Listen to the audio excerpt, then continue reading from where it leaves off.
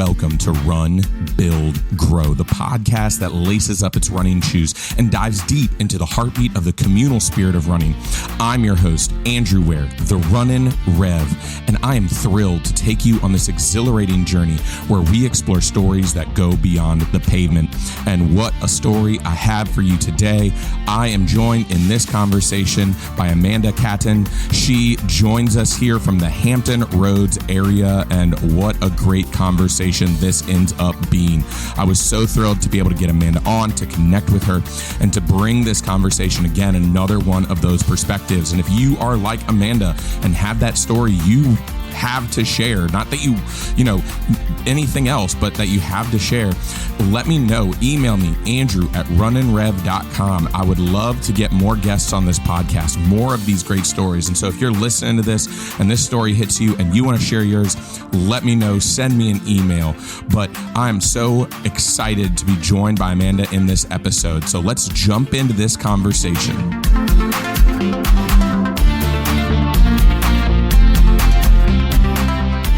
Welcome in today, everybody. I am joined by Amanda Runs VA. And if you haven't seen her on Instagram, you should definitely give her a follow. She is big over here. Again, we're in the Hampton Roads area, kind of returning here after a couple of weeks of being gone. We've been out to Los Angeles. We've been to Richmond. Now we're back here to Hampton Roads, specifically the Peninsula. And so, Amanda, how you doing today? Great. And yourself? I'm doing well. And so, Amanda, again, this is another one where Amanda, we kind of connected in a weird, odd way. And she's friends with Jules, who was on a couple of weeks ago, or gosh, it's been almost a month now.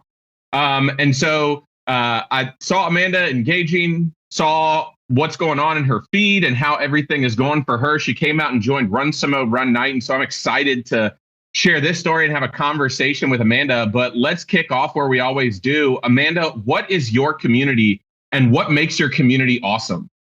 Well, I always like to start with my spouse. He's definitely my biggest supporter and largest cheerleader. And then I currently work for Point2 Running in Newport News. So I've attended quite a few of their group runs, and that's a part of the community and in my running aspect as well.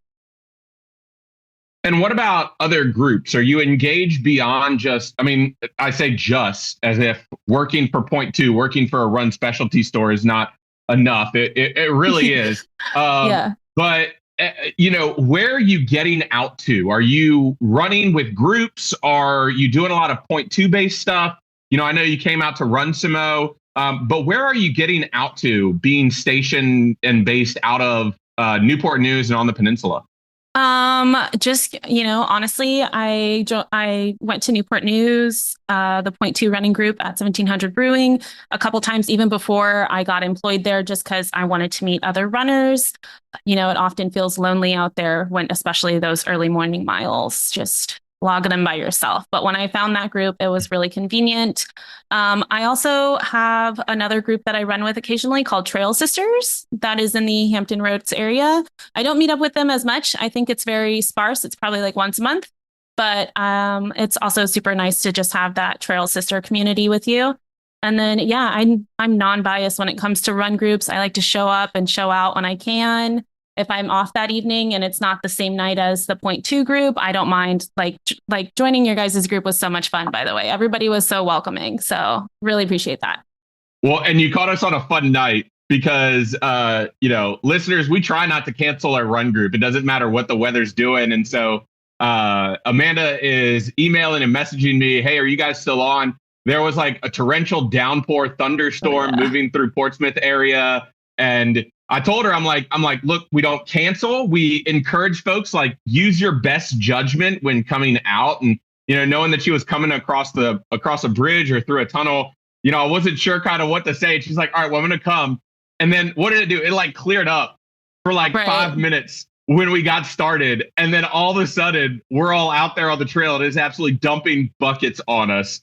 It absolutely was. It was very soupy. Extra soup in the shoe, lots of squish. It was a day. But, I think for me, at least, I think that's one of the things that's so special about the running community in Virginia Beach is that there is this affinity to we're aware and cognizant of the weather, right? And I think if we had truly thought that another thunderstorm was about to blow through, we would have said, all right, y'all don't want to go out and run today. Let's just kind of hang out here at the brewery and have some fun. But what is that desire to really get out and to be a part of groups and to join run clubs? Oftentimes when you have no idea if you're actually going to get to run, like there's always that aspect, but even more so doing that for the community base. Yeah, I don't know. I'm just a big cheerleader and I like to show up and show out. So if that means showing up with a bunch of strangers and just getting a couple miles in torrential downpour rain, that's what's going to happen. I think it's also just cool to see a wide variety of ages out there. And I think just bringing people into the running community and just showing them that it doesn't have to be so competitive. It's just about having a good time and doing that while movement is a part of that. So that's why I'm like, yeah, just go out there. You'll be fine. Well, so anytime, especially nowadays, I hear that, we don't have to be competitive. And I love that aspect about this sort of running boom that's happening right now. And listeners are probably getting tired of me talking about it, but it's one of the greatest things that this running boom that's happening here in 2020s is not about time. It's not about speed. It's not about strength. It's not about any of these things, but it's just about, hey, let's get out. Let's have fun. Let's do all these things. So what has your running journey looked like that has led you to this point? Are you someone who is coming off of a competitive streak as a youth or even a young adult runner? Are you coming to running as an adult and you're looking for this fun communal aspect? Where are you coming from? Well, of course, in high school, I did quite a few sports. I did softball, soccer, and, when I was younger, I was very active. I did gymnastics and competitive cheer for a while. And then, of course, I got married and had a baby. And in between the baby and married life, I would escape. But I would go to the gym still and use the treadmill. And I've always just been running off and on ever since I've had my oldest, so 14 years. But I would say it really started to grow into me 8 years ago. I had a neighbor who one day was like, "You run a lot. Have you ever ran a race?" And I was like, "No. Why on earth would you pay to do that?" I just thought it was so absurd. I was like, I don't need a medal or a banana or a t-shirt. I'm just out here just to enjoy it. And she was like, "Well, it's just different. You should try it." And she really talked me into it. So my first race was a half marathon, a rock and roll in San Antonio. And ever since then, I crossed that finish line and I was like, that's it. We're doing more. So it has really just taken over. I would still say that I'm not competitive. I'm definitely middle of the pack. But I enjoy every aspect of it, regardless of if you're a 7-minute mile or a 14-plus-minute mile. A mile is a mile. The challenge is there. Mm-hmm. You either let your mind win or your body win sometimes because maybe you have an injury. But either way, that mile, regardless of how long it took you, is still a mile. It's still an accomplishment. And I constantly humble myself, even when I get home from a run and my husband's like, "How many did you run this morning?" And I'll be like, "Oh yeah, just 6." And then I'll be like, "Wait, 6 miles is a big deal." Because it is. It is, yeah. So I constantly remind myself and pull myself back down. I'm like, hey, being thankful, being humble for your body's ability to even make it through that time, 60 minutes, 90 minutes plus, it's a big deal. Your body you're doing a lot with it. Give yourself grace. You don't have to be so hard on yourself.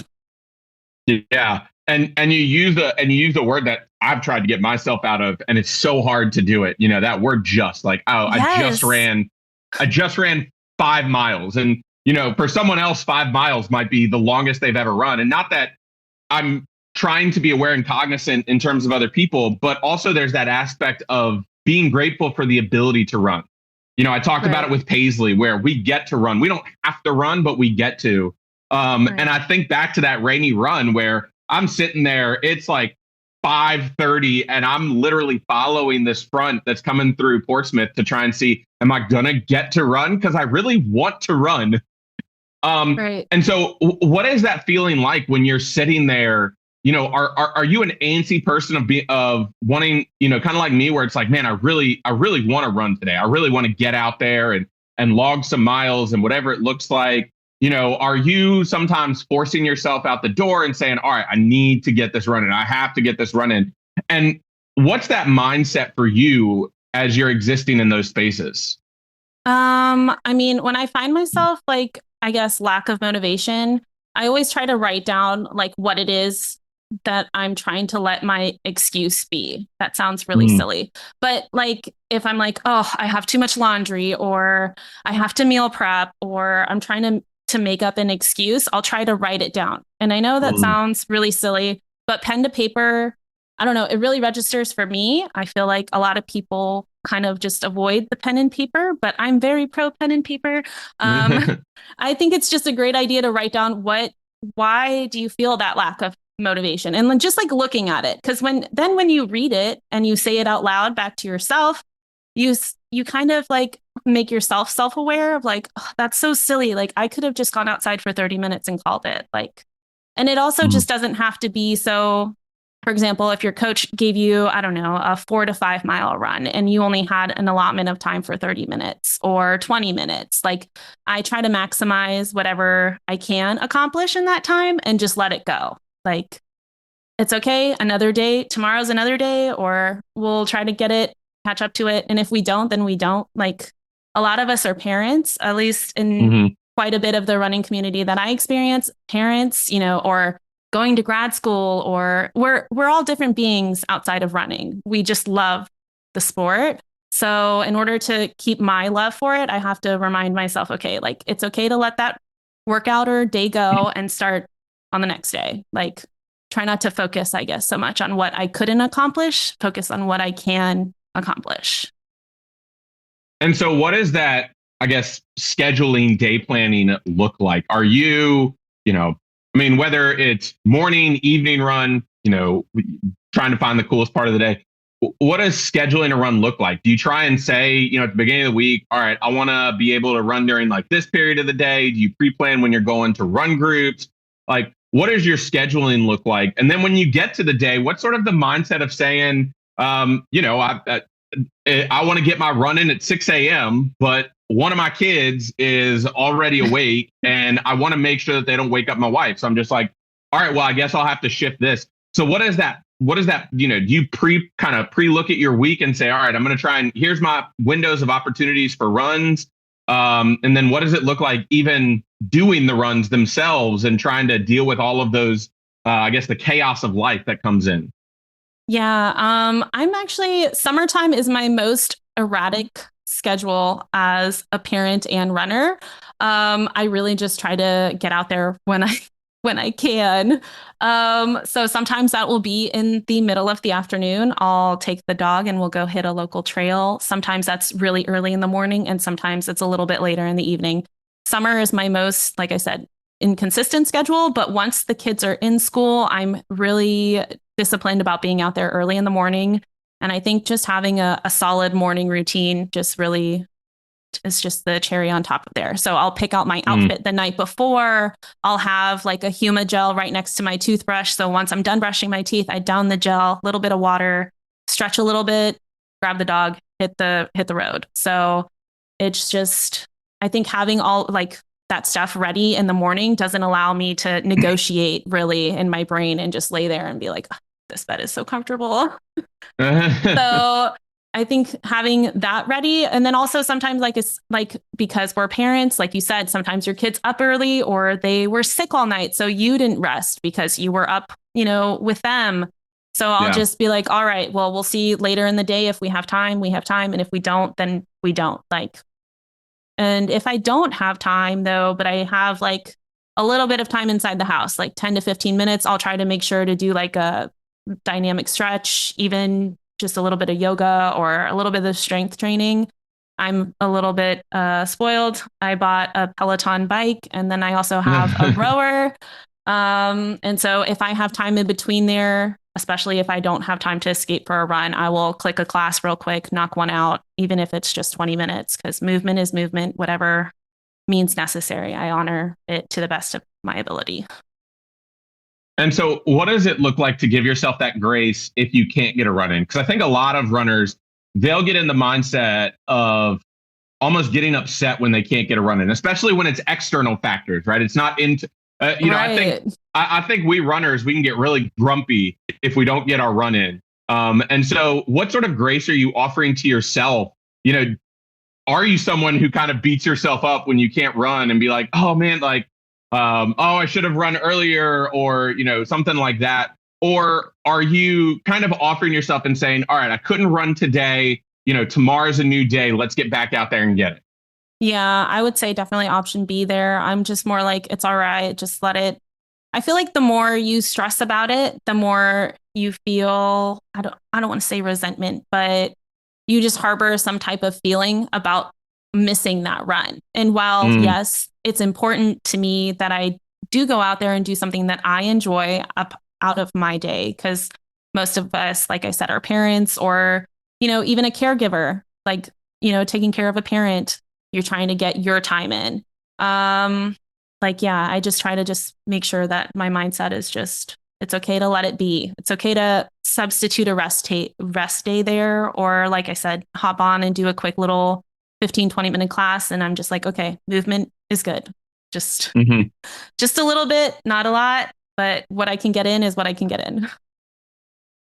And for your mental mindset, how important is that? Even just beyond, say, wrestling with yourself about whether or not you can get a run in, but even just, I find when I get movement in, no matter what it is, whether it's a run or a walk or something along those lines, my mentality seems to improve for the day. What is that? What is movement, just basic movement, getting something done? What does that do for your mentality?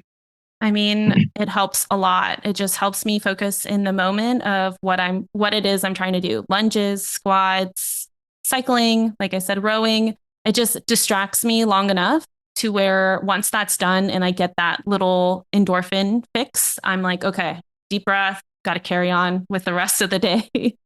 And to kind of jump over to where you're getting involved in the community of being able to get out, being able to do a lot of these clubs, events, groups. What does that look like for you? Because I think, the other side of it is balancing this training, communal aspect with the busyness of life. And you talk about, having kids, you talk about even having a job, even though it's at a run specialty store, all of these different things. So what is that work-life balance? What is that family running balance? What does that look like for you as you're trying to engage, not just as a runner yourself and say, all right, tell your husband, hey, watch the kids for a little bit. I'm going out for a 4-mile run by myself. But it's a completely different thing to tell your husband, hey, I'm about to drive across the river and join a run group. I'm probably gonna be gone for a couple of hours. How are you balancing those kinds of things?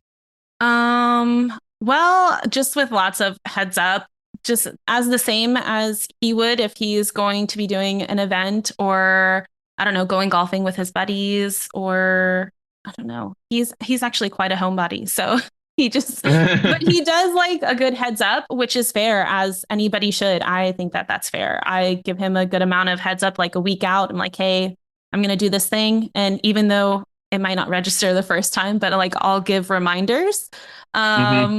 Just to let him know, like, hey, yeah, this one's going to be a little bit longer than if I was just at Newport News for run group or otherwise. But yeah, just making sure that I let my partner know so that way he has the time to watch the kids.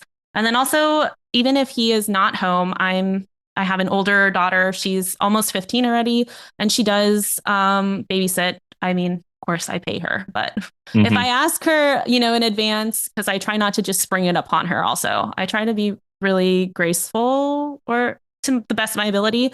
I was also an older daughter, so I know what it's like to constantly be watching your siblings, but I'll let her know. I'll be like, hey, I'll give you like, $10 if you watch the kids for me for about an hour so I can run.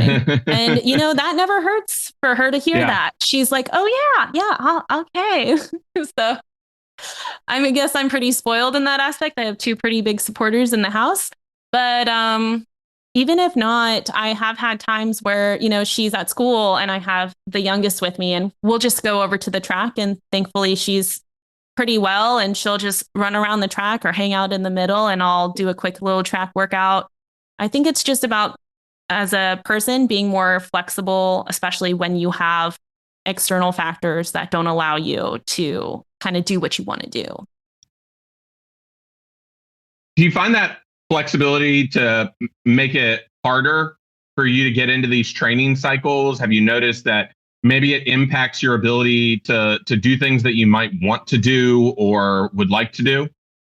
I mean, a little bit, of course, but that's just, I feel like, parenthood, or even if you're married, sometimes as a couple, you guys, even if you don't have kids, like he wants to do something and you as a spouse, are going to be supportive of his decision. So that might mean that, you're a little bit more alone than he's out doing his hobby and vice versa. And I think that that's just, it's part of the teamwork dynamic. You're each going to have your own thing. Supporting each other on that is a big part of that. And so what have you learned working in the run specialty space? Like, let's jump over there for a little bit. What got you involved in this space? Like, I mean, it's not that it's weird, but, I always find it interesting that people who are working at run specialty stores, did you have a different career before this? What brought you into this space? What was that like? Okay, so before I got hired at Point2, I had worked for Starbucks for 12 years. I don't mind the Starbucks still. I just needed a change of pace. Working at Starbucks as a barista and as a shift supervisor, it's kind of like there's always a fire that you have to put out. And it's just on all day because you're open all day. And yeah, I just grew a little tired of that, and I knew it was time for a change. And I had recently, earlier this year, obtained my run coach certification with our RCA. And I was like, you know what, I'm going to apply at this running store, and thankfully got in. And the insight into working for a small local business in running is actually pretty amazing. Most of the people that we get that come to the store are actually not runners. They're just trying to get a better shoe for their foot from really suggestions from orthopedic doctors, mainly because a lot of people, I don't want to like generalize, but generally a lot of people are trying to wear shoes that are, cute or aesthetically pleasing. And those end up hurting you later. Like if you wore a pair of Converse or Vans all day at, let's just say, Busch Gardens, and, the next day your body is screaming at you. It's like, oh my gosh, why am I so sore? And so quite a few people will come in that aren't in the running community at all, or just beginner runners too, to get their first pair of shoes, because we do offer a gait analysis. And so, yeah, it's always pretty interesting to see like what we're going to get that day. And when you're doing the running store stuff, how much does that coaching education come into play? Obviously we heard from you, from John, we've heard from others, run specialty stores, they become so much more than about running. Right. They've really become the more lifestyle, right? Movement lifestyle and stuff like that. And people want something that's going to care for their bodies as they're moving around. And so how much do you find a lot of that run coaching training bleeding into how you're helping a lot of these people, not in their not in their running lives, but just in their moving lives?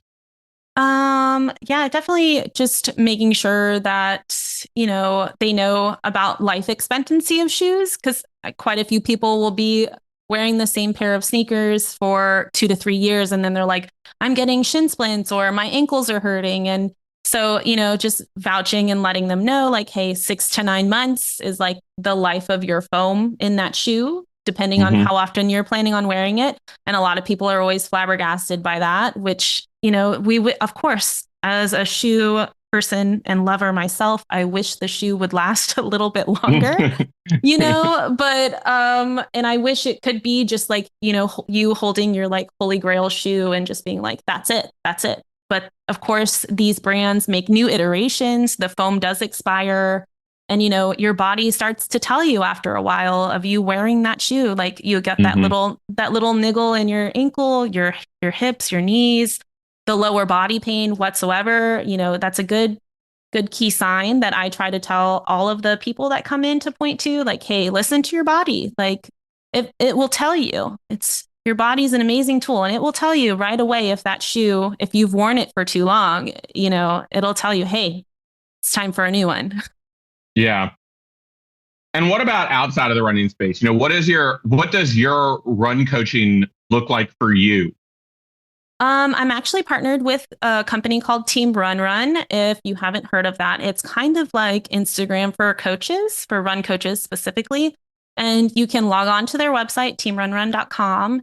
And there's a variety of coaches on there. So we've got beginning coaches, ultra coaches, triathlon coaches, and it's from a variety of prices as well. So anywhere, I think I've seen a coaching offered at $40 a month plus. So 40 plus. And I just think that the platform itself is really cool. I've had an opportunity to meet quite a few of the coaches and the owner themselves.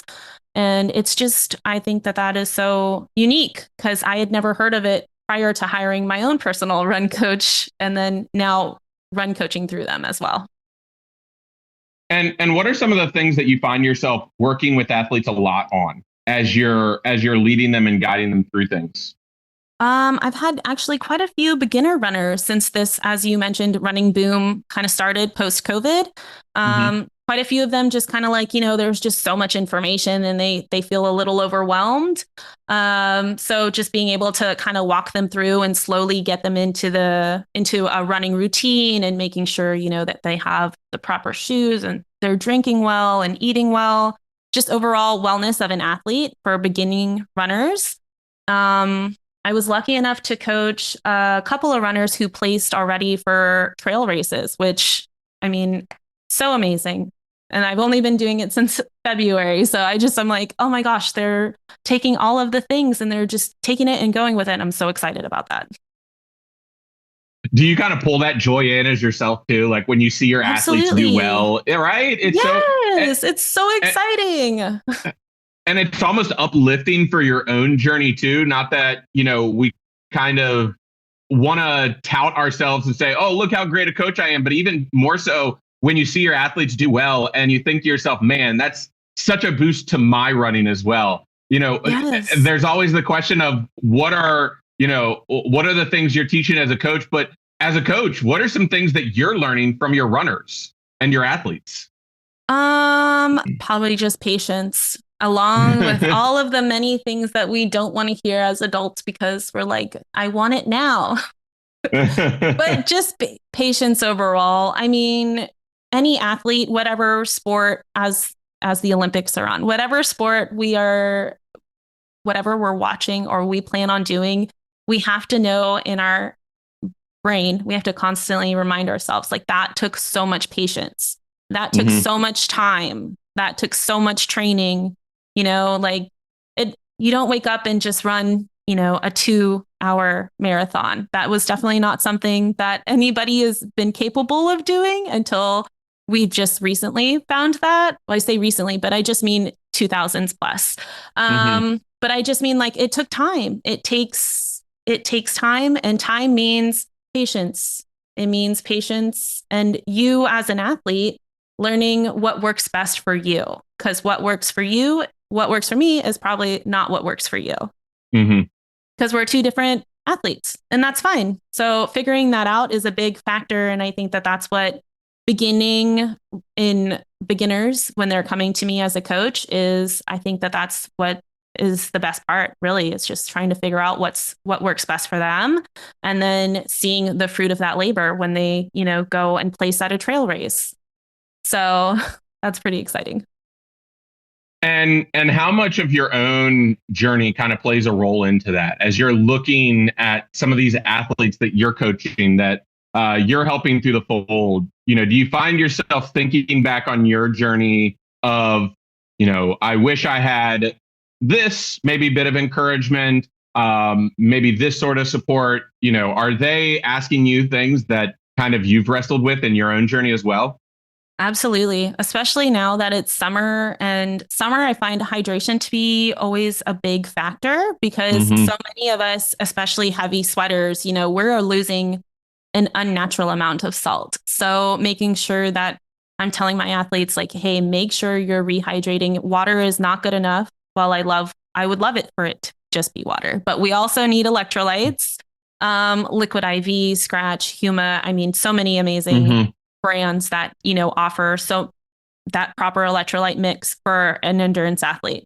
So that is a big thing that I've talked about with quite a few of my athletes is like, hey, make sure, because the reason why a lot of those runs also you're starting to feel a little like want want. I don't want to say like crappy about it, I guess. Like you just Hmm. feel like low energy or lethargic and you're like, oh, I don't want to go out there. It's so hot. And then it's like, have you had enough salt today? And then making sure that I'm asking them that. And then they think that they're like, oh, well, I didn't have that much, I guess. And like, okay, let's make sure we're monitoring that because that is a big factor into how you're going to feel during the run, after the run, and then, of course, immediately after running to the best of your ability, putting something with a good amount of protein into the body is very high up there, especially when I'm talking to, like I said, my beginner runners, beginner athletes.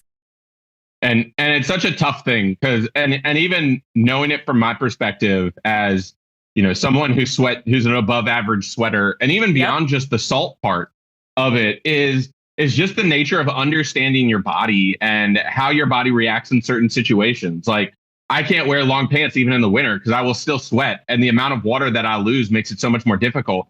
And even thinking, especially with some of my youth athletes, of no, even when it's cold outside, you need to make sure that you're staying properly hydrated in terms of getting things in. I often think that hydration is one of the hardest things that we have to do as runners because there are so many factors that kind of play into it. And we want to think it's as easy as, okay, just make sure you're drinking the right amount of water during the day. But like you said, sometimes we got to think about the electrolytes, getting the potassiums and the salts and all of those things to make sure that it's not just the hydration side of it, but making sure that we're also replenishing the parts of our system that kind of hold and lock in that hydration. And especially as someone who is like a huge sweater, I hate summer running. I despise summer running so much. Because and there's been a couple of times they joke that it's like I come back to Momag and they're like, Andrew, did you go running or swimming? I'm like, both. And but when we do it right, and I think this is one of the things that I've noticed in the running community as we all learn and grow together is, learning that there are those little, places of knowledge that exist within our running community. And one of the things that I'm beginning to see, especially as we look at this, all of these new beginner runners starting to come in, starting to love the sport, is you have all of these runners who just have this like wealth of knowledge and understanding of the sport, not even just from a pure strength, speed perspective, but just in terms of an enjoyment perspective. Because I can think of how miserable I am on summer runs when I am just, 6 miles into a long run. I have sweat just every single place, every single crevice. My shorts are soaked. It's like dripping in my eyes. And I'll get back and people it'll look like I just didn't enjoy my run. And I'm like, oh no, I enjoyed it. And then the question is, well, how did you enjoy that? I mean, how are you conveying joy to a lot of these folks? Because they might not be looking for the fastest times. You're not looking at people who are trying to go sub 3 in the marathon or even sub 3:30. You're looking at folks who are doing, 4 or 5 hours for a marathon, and they're doing the marathon for fun, for enjoyment, and they're looking for enjoyment out of it. And so what are some of the things that you're now conveying to those folks who it's not about getting faster, getting stronger, but those sorts of, buzzwords that we put with running, they're interpreted differently to folks, right? Because faster for someone who's doing like a 5-hour marathon might be like 4:45, and stronger might just be like, I get to mile 20 and I don't feel like shit. And so that's kind of, those are great definitions. I wish I could run marathons. What are some of the things that you're learning in your journey? And what are some of the things that you're then conveying for that fun side? How are we keeping it fun, even when it sucks? Because it is 90 degrees outside. The dew point is 82 and we're just absolutely boiling in a pot of soup. Yes. Just really harvesting in on your why, I think, is a big factor. Why are you showing up to this 90-degree, 80% humidity, just beginning of the boiling soup run? Why? For most of my athletes, I always want to go back to circling back to your why and making sure consistency is a big factor. Your why tells you why you should be consistent, and then the discipline of consistency, regardless of how long you have to go, and then also summer running is just, it's the price you pay to have a really good fall race. It's true. That is your ticket that you're you paid for your race already. Okay. So the race is there. It's on the calendar. You've got it booked. You're seeing your plan. And so the ticket to get to that, more importantly, is paying the price of summer running. And summer running is a really big price to pay. And it sucks. There's no cute way around it. But I think just, the consistency and giving yourself grace. If it is absolutely 90, 80% humidity, do the walk run. Why is that not okay for anybody? I don't know. Mm-hmm. I'm very pro walk run, especially in summer. Run 5 minutes, take a 2-minute jog or a 2-minute walk break, or even if you need a full recovery, stand there for 2 minutes, drink a little bit of your electrolytes, have a little gummy if you have to, or whatever pleases you, a sandwich. Trail running tends to have a whole buffet of snacks out there. So you can have a bag of potato chips with you. It's just fine. Whatever will help motivate you to finish what it is you're out there to do I'm always like, just go for it. And so what is your why? Like, we've talked a lot about, just the nature of running, getting out there, doing it, let's hear why. I mean, and we've kind of probably batted around this for the last 30 minutes or so. But what is Amanda's why? My why is more like, why not? And that sounds really silly, but it is what it is. To me, I run very selfishly. I don't run for anybody else. I run for myself to prove to myself in my mind when it tells me no, that I can. And that's, I think, everybody's biggest competitor is your inner thoughts, right? So you're constantly battling between there all the time. Like, do I really want to go out and do this run? Even though I know it's going to be, regardless of what time I get out there, it's going to be hot. It's going to be gross. The humidity, the bugs. And then we've been getting these random rainstorms. So I'm like, but why? And then I always have to remind myself, I'm like, because my brain is telling me no, but my body knows yes. Because every time I finish a run or a workout or whatever it is, every time you finish, there's always that feeling of accomplishment. I did it, even though I didn't want to do it most of the time. And then that's just a part of the process also, knowing that, like, knowing that not all of the runs are going to be amazing. That's having a really good run that's what keeps you coming back for more. But equally as important is that run was okay. And then the other run, which, oh my God, that just freaking blew. I hated it. I hated every ounce of it.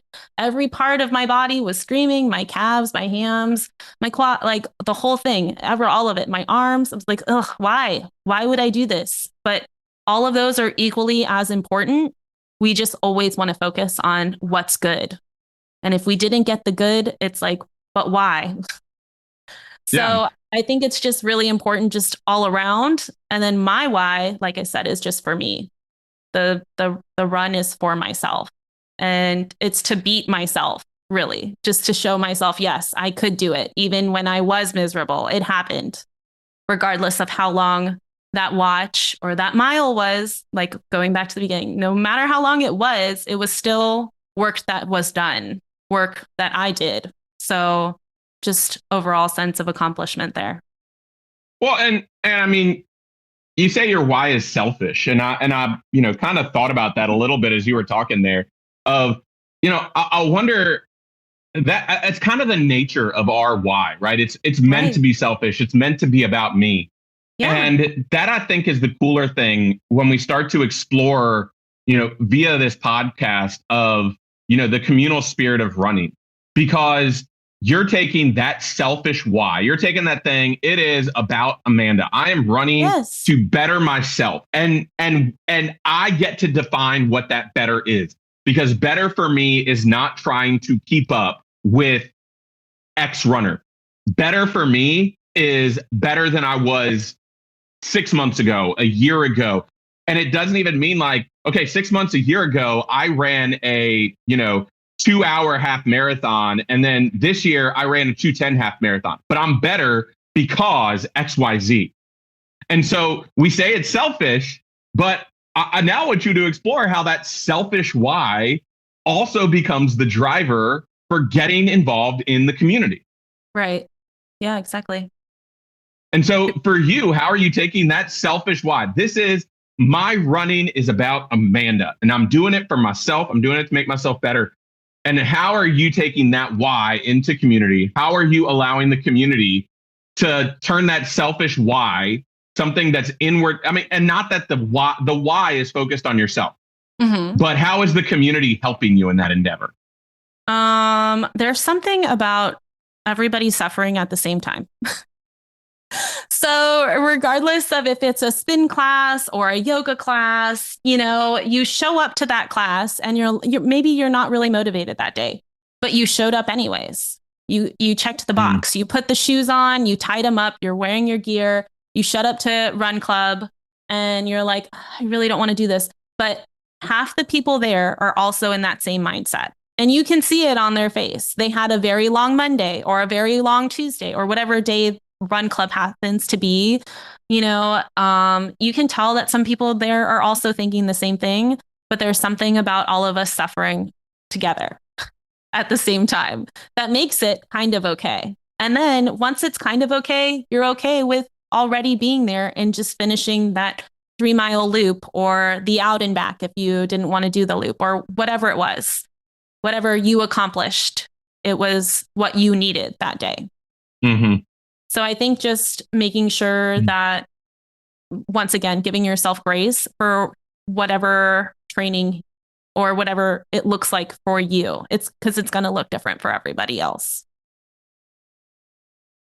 And as we start to build up that consistency, I think that continues to be the thing that we look at, that thing that we continue to point to as we're not just getting involved in community, but now my selfish why has also played a role in helping other people in their selfish whys as well. Right. And that's one of the things that I love to see is, because I've noticed the growth in myself over the last X amount of years, I can help others to grow as they, go after their own goals, go after their own whys, live and exist in that space, do their own things. And so as you're looking forward, this is kind of always one of the things I love to ask people, but as you're looking forward, as you're, seeing what's going on, both with your coaching, with Point2, with getting out to run clubs, what are your hopes? What are, we've talked about your why, but what are your hopes? What are you looking towards? Whether it's individual for Amanda or whether it's communal, whether it's a race, whether it's something that you want to see in the community, what are your hopes for running community and what are hopes for you? Hopes for the running community is just to make running more accessible. Granted, I know running already is a relatively cheap sport. Well, I say cheap, I guess that's not the right word, but less expensive in comparison to winter sports, for example, where you have to have skis, you have to have a ski lift ticket to take you up there and do the skiing, etc. But running, you just need a solid pair of shoes and for, women, a really good sports bra. And so those two things are relatively, inexpensive if you're going entry level, and just the will to finish whatever it is you went out to do. I think in community, I noticed even for Olympic qualifying trials that there's the field of women is still quite not as diverse as I think it could be. So ideally, I'd like to see more diversity there. But I think that also comes into community, showing our community through and through. Like running is very accessible.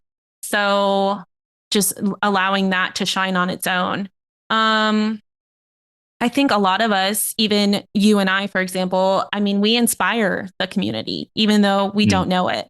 I have quite a few friends, from middle school, from elementary school, of course, follow me on Instagram and they're like, Amanda, how are you still doing this? You're so inspiring. And it's like, I'm doing it for me.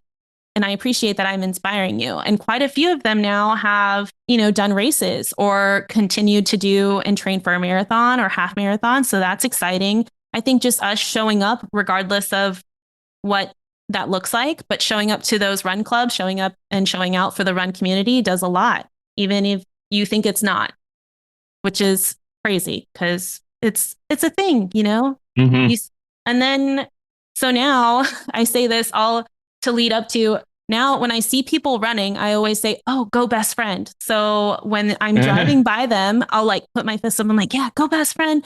So my kids, when we're out hiking or walking the dog or anything, and they see somebody running, they're like, Mom, that's your best friend. Go say hi to them. They're always encouraging me to like, go say hi to my best friend because I'm always saying it when I see somebody running. So I think just, constantly showing support to the community while they might just be running in the neighborhood and they're just trying to, get ready for whatever it is, or because they simply enjoy it. Like, go best friend. That's what I want for you. And I hope that run made you happy. Like, go best friend. Yes. Yeah. Finish that run. Oh, it's like that support you gave to Jules, right? I mean, it's always being there for the folks because, again, while our whys feel selfish, they're about us. They're about what we want to accomplish.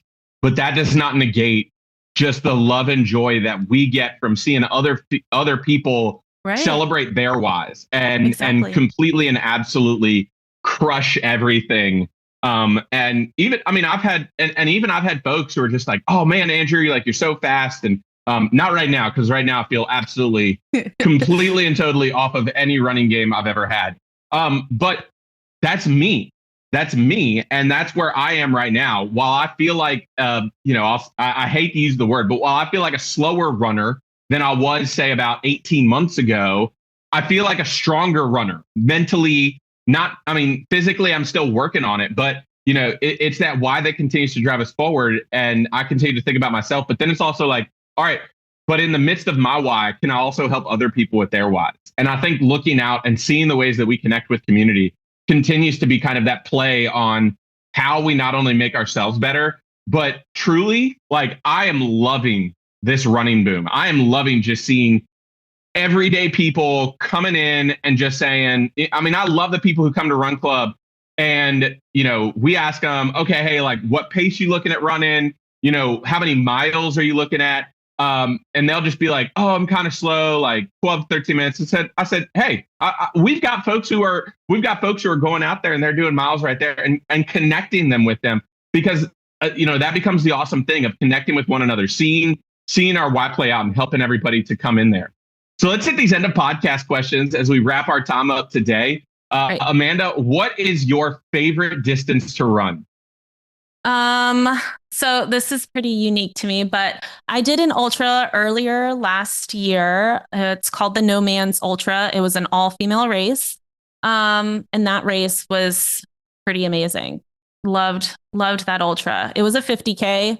I just think I loved it so much because trail running is just a little bit more of a less competitive community in the first place. So it's not really about pace. It's about just being out there and enjoying it. And boy, did I enjoy that race. Like, it was a beautiful day. It was a spring day in March and it was chilly, but not too cold. It was just, and of course, trail running brings the buffet. Like, trail runners don't run like with goo. They don't run with a Huma gel. Like they had Fritos, Coke, ginger ale, peanut butter and jelly. I think there was even soup at the food station, like the aid station. I was blown away. I was like, this is amazing. If this is what trail running means, I'm in for it because I can show up to the buffet. I'm here. But yeah, I would say that ultra was probably really fun. but if I wanted to go a little bit lower, I'd probably do half marathon. Half marathon's fun too. It's just enough to me. It's just enough to get all the juices flowing. That sounds right, I think. Just because shorter races to me, I feel like you have to empty the tank at the 5K. It's like, whoa, you got to go real fast. And then 10K, you kind of have to be more strategic. You have to hold it in those first few miles and then kind of warm up and then kind of gas it at the end. But to me, 10K is a really challenging if you're trying to get a good time. So yeah, half marathon, ultra half marathon, no marathon. No listeners, in between. Listeners, I'm telling you, half marathon is where it is at. It is undoubtedly the best distance. They need to put it in the Olympics. They need to just get rid of marathon. Marathons. They have the 5K and the 10K and the marathon. Why not a half? Let's get those folks. That's fair. I even will say to folks that a half marathon is the perfect amount of suffering that I am willing to take as a runner in my life, because and I say that as saying I love running fast 5Ks. And I know, listeners, I try and make these questions quick, but this is another great conversation. I love 5Ks. I love running fast. I love just testing my strength. In fact, as an older runner, and I know a lot of folks are going to be like, "Oh, Andrew, you're not old," but like as someone who is more advanced in age, beyond sort of the speed work. When I think about doing like mile time trials, like I absolutely despise thinking about doing a mile time trial to like figure out my fitness. I can go and I can drop a fast mile and I can make myself sick over it, but I love to just find out my fitness on a fast 5K. 10K is just a great opportunity, I think, to just go out and enjoy yourself. Like just go out, have a fun time. I have no problem. I've tried to do fast 10Ks and I'm still looking towards the day where I can just drop a sub 40. But even more so, if I run a 50-minute 10K, like I'm enjoying myself. 50 minutes, an hour. For me, that's more of an easier pace and I'm just enjoying myself. Half marathon, I am willing to suffer. I am willing to suffer to just have the best race of my life and get out there and have fun. It's just something about that distance. All right, so we'll move on. What is your favorite thing to eat post-run? Whether that's a food, that's a snack, that's a hearty drink. What are you going to when you finish a run? For a long run, probably 2 hours plus, I am a big fan of tailwind recovery. That stuff, I don't know what they put in it, but it's my favorite. Addictive. Yes, it's my favorite. It's the best. And I, as a parent, when you get back from that long run, 2+ hours, whatever it is, the grind is still on. The kids still want to go to the pool. They want to go out. So having that recovery shake definitely allows me to have the energy to entertain them. Following that, though, would probably be like a really big burrito or sushi. No, lost me. Yeah, I like it all. I don't know. Non-biased to any food, just whatever is ready at my house. I am finding that is a very big key qualifier when I get back from a run. I love, like, when we're at Momac, I will love just like whatever food truck is there. But if there's not a food truck there, I'm like, whatever gets me food the fastest is going to be what I eat. And especially now on Saturdays where it's like, we're meeting earlier and we have this breakfast truck and I'm just like, I need a breakfast sandwich right now, right now, whatever one you have ready, just please. Thank you. Awesome. Here's your money. Yes. Whatever is ready. I try to be a little disciplined and meal prep throughout the week. So hopefully by the time that long run is done, I come home and I have something that I can hop in the microwave as quick as possible because I need to eat. So yeah. All right. And lastly, Amanda, give our listeners a reason to find and join their local run club. Why not?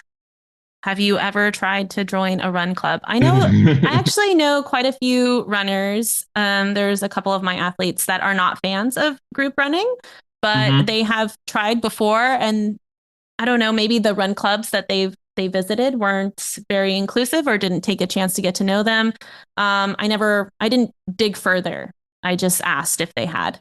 And that was their response, was that they were like, I just wasn't a big fan of it. I was just like, okay, I'm not gonna push it. But if you haven't done it, and you're curious, or having an accountability friend, like even somebody that you don't have to know really well, but somebody that says, hey, I'm going to be here next week, Monday at this time, or Tuesday at 6. I'm going to be here next Tuesday at 6. So are you going to be here? And most of the time, having somebody who you just met is going to be there and they're looking forward to seeing you again. Like, that's pretty exciting. Why not take that chance? Why not pick up that opportunity? And also change up the run. Like, a lot of people get the mundane of, especially when it comes to marathon training or half marathon training, even the mundane of your schedule. You're just like, oh, another 4-mile run with strides. Well, you could just, how about I try to make it to that group run and I'll do my strides at the end and it'll be fine. Like I got a little bit of a distraction because I'm running with a group or I'm doing a different route. Like, that's always nice too. Again, why not? Why not? Yeah. Just get out and do it. Why not try it? Like, a runner's not going to bite you, Maybe have a lot of salt on you, maybe be really sweaty, but we definitely don't bite. And there's probably hydration and more than likely food, because runners can't be too far from the food. So, and potentially a nap if you're midday. I don't know. Like, why not try it? Why not? Why not? Just get out there and do it. What an awesome conversation. Thank you so much, Amanda. You have a good day. You too.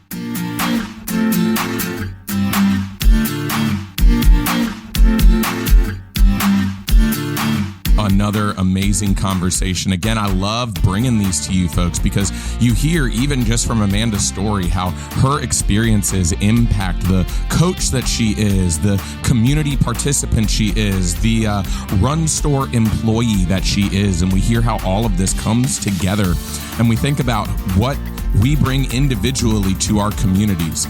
And individually, what we take out of them often becomes what we're able to feed back into them. And so you heard that part about Amanda thinking she was being selfish, but sometimes in being selfish and focusing on ourselves, it gives us the ability to also focus on others, right? That's that self-care component that I will sometimes focus on. And so what a great perspective and conversation diving into Amanda's journey, where she gets her support from, and then how she supports others as well.